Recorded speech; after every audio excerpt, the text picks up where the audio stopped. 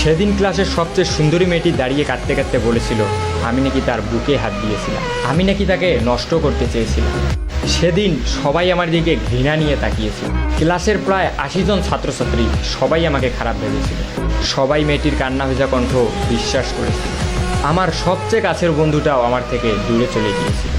আমার সবচেয়ে প্রিয় শিক্ষকটাও আমার গালে চর মেরে বলেছিল তোমাকে সবচেয়ে ভালো ছাত্র ভাবতাম, তবে তুমি আজকে যে কাজটি করেছো তার জন্য তোমার উপর থেকে আমার সমস্ত ভালোবাসা শেষ হয়ে গিয়ে। যে নিজেকে একজন ভালো মানুষ হিসেবে প্রতিষ্ঠিত করতে পারে না, সে যত ভালোই ছাত্র হোক না কেন, কোনো লাভ নেই।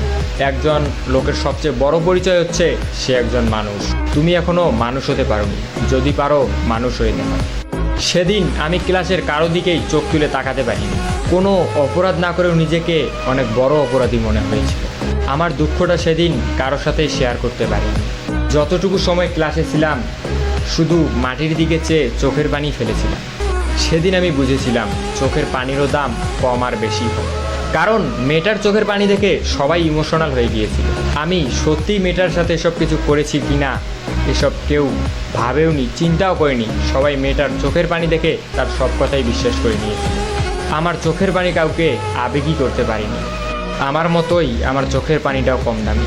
আমি সেদিন ক্লাস থেকে চলে আসার সময় আবার ওই মেয়েটির সাথে কথা বলি, যে সবার সামনে আমাকে খারাপ বানিয়ে দিয়েছে। তার কাছে গিয়ে বলি তুমি এমনটা না করলেও পারতো। তুমি হয়তো ভেবেছিলে এমনটা করার পর আমি তোমার সম্পর্কে মানুষকে অন্য কিছু বলবো যা কেউ বিশ্বাস করবে না।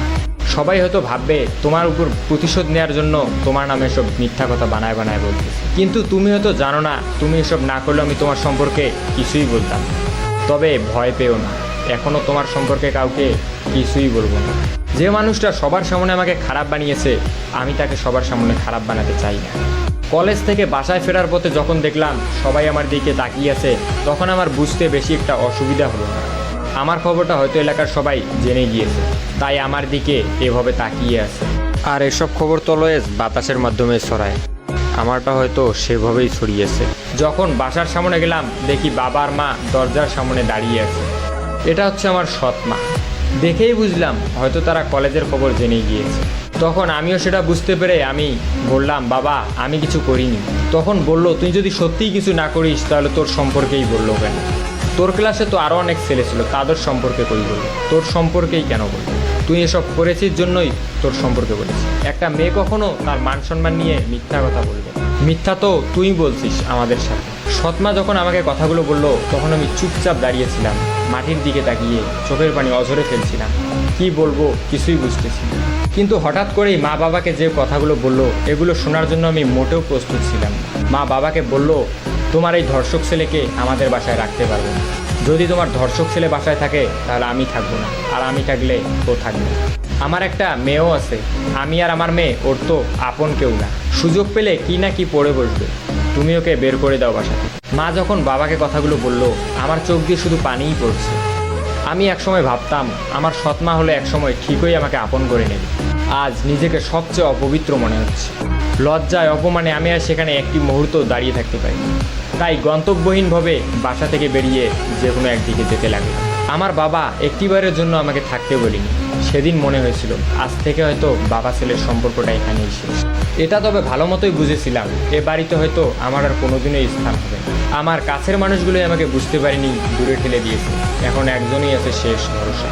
সে মানুষটাকে আমি অনেক বিশ্বাস করি, ভালোবাসি। সেও আমাকে অনেক বিশ্বাস করে, ভালোবাসে। তবে কেন জানি না আজকে অনেক ভয় হচ্ছে। আর সবার মতো কি সেও আমাকে খারাপ ভাববে, আমাকে অবিশ্বাস করবে? অনেক প্রশ্নের উত্তর মনেই থেকে যাচ্ছে। সেই রাতটা নির্ঘুমভাবে সিয়াম নামের এক বন্ধুর বাসায় থেকে পরের দিন দুপুরে খেয়ে আমি চলে যাই আদিবার সাথে দেখা করতে। হ্যাঁ, আমি যেই মানুষটির কথা বলেছিলাম অনেক বিশ্বাস করি, সে আর কেউ নয়, সে হচ্ছে এই আদিবা। কিন্তু আদিবার সঙ্গে দেখা করতে গিয়ে আমি যা দেখলাম তা নিজের চোখে বিশ্বাস করতে পারি।